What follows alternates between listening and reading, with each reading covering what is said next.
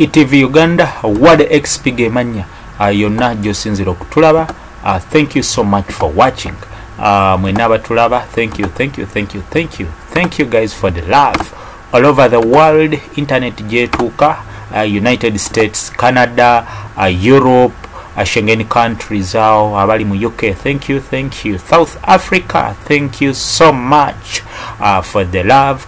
Abali mu Middle East, abali United Arab Emirates, okuli aba Abu Dhabi, Dubai, Ras Al Khaimah, Alain, Sharjah, Musafa, everywhere guys, thank you so much for watching. Abali Oman, abali Qatar, abali Jordan, abali Kuwait, guys mwebali nnyo kutuwagira. Tuli ku Jajja Bujagali olunaku olw'omukaaga ekiro ekyakeesa olwa Sande. Jajja Bujagali yatuva ku maaso. Abasinga Jajja Bujagali mumanyidde kubigambibwa nti yali atuula ku kaliba n'atambulira oba n'aseeyeyeza ku mazzi g'omugga Bujagali. ETV Uganda, that's where we are. Atwagala tukuweeko ebyafaayo by'omusajja ono. Okitegeera, Bujagali yazaalibwa nga ye Donoziyo Namunkanga Mukembo Ziraba Muzaale. Okitegeera, Donoziyo Namunkanga Mukembo Ziraba Muzaale. Era nga omukulu ono wafiiridde kigambibwa nti abadde alina emyaka egikunuukiriza mu myaka 18. ETV Uganda, that's where we are.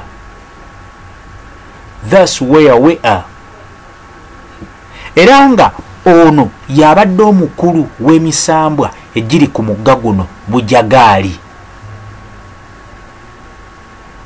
Era nga yabadde omukulu w'emisambwa gino owa 39. Era nga kigambibwa nti Bujagali abadde ayambako community okugikuuma ng'ayita mu misambwa gino.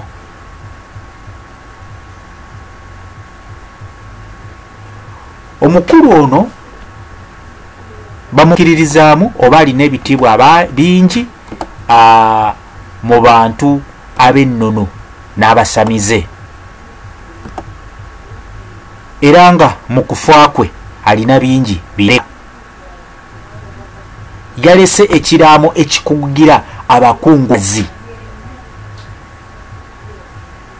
okumutemera emiranga nga bwe baziraana, n'ategeeza mu kiraamo nti emagombe gy'aliba kye yeetaaga okuwulira ze ŋŋoma, emirere, amazina n'ennyimba ez'ekicwezi. ETV Uganda, that's where we are. Ward XP gemanya. Omusajja ono abadde w'amaanyi nnyo, nga kigambibwa nti awonyeza abantu endwadde nnyingi, naye okumanya Bujagali tawena. Kigambibwa nti abacwezi mu kutuukiriza obulombolombo bwonna obw'okumukwatako banoze eddagala lingi.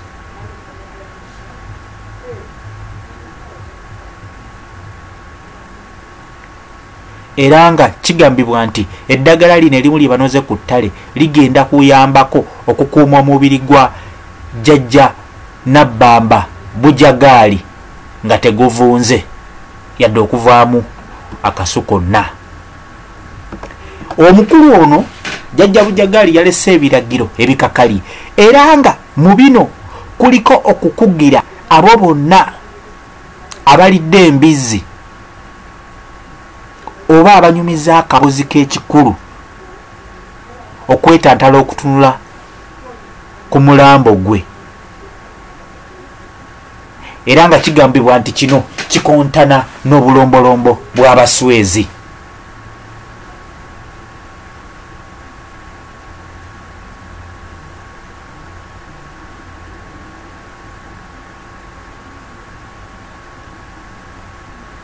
Era ng'agamba nti kino singa kimenyebwa ne wabaawo omuntu yenna eyeetantala okutunula ku mulambo gwe, ng'ava kulya mbizi, ng'ava kunyumya kaboozi. Wandigwawo nabe. ITV Uganda. That's where we are. What XP manya. Era nga bwe mbagambye nti omukulu ono kigambibwa nti yafiiridde ku myaka 118.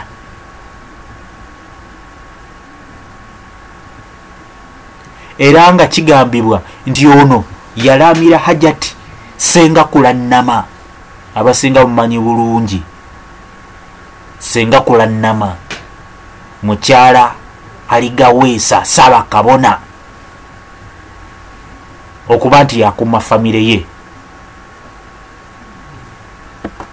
Kigambibwa nti Jjajja Bujagali nga tannafa yatwalirako mu ddwaliro lya Nile International Hospital mu kibuga ky'Ejjinja. Wabula eno tiyasobola kutereererayo, n'addizibwayo mu lubiri lwe ku Bujagali.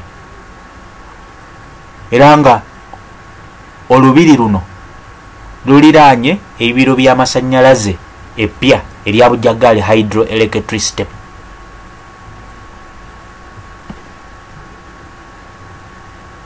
Mu biragiro byalese kuliko eky'abantu okukungubaga ennaku 7, ekitegeeza nti engeri gye yafa ku Sande ajja kumala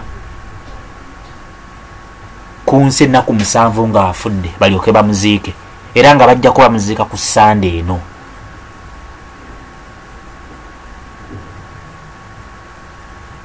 Era ng'ono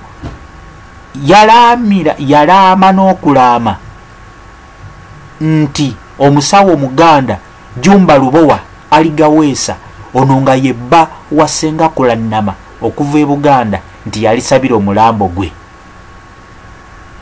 oluvannyuma lwa wiiki emu nga bakungubaga.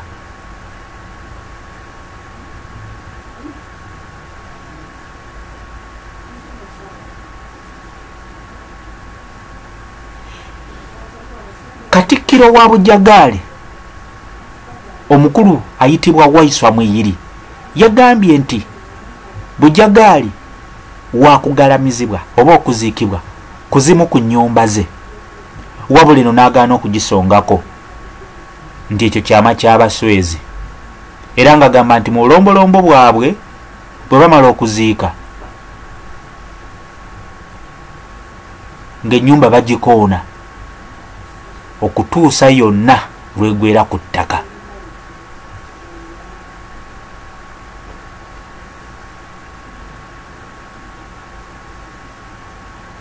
Era nga kigambibwa nti oluvannyuma lw'emyaka ebbanga buli genda nga lyetooloola, enkuba n'etonnya n'etwala ebifunfugu by'ennyumba, olwo abantu ne mulyoka mulaba ku malaala ago. ITV Uganda, that's where we are.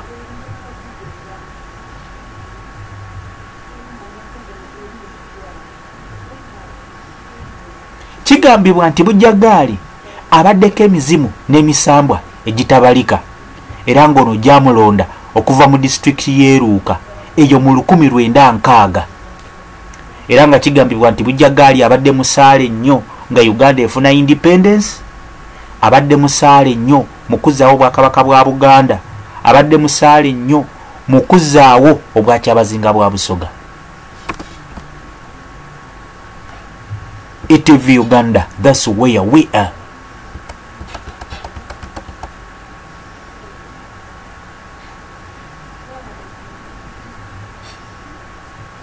Era ng'agamba nti mu kaseera kano Abaswezi 2 bokka be bakkiriziddwa era be balina obuyinza okukwata ku mulambo gwe, era nga bagenda okumuziika kigambibwa nti batono ddala.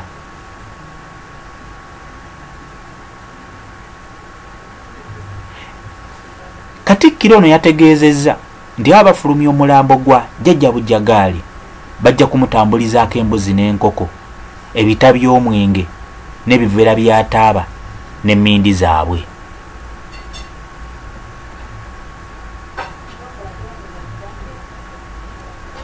era nga kigambibwa nti abaswezi baagala President Yoweri Museveni ajja abeerewo era akungubagire jjajja Bujagaali.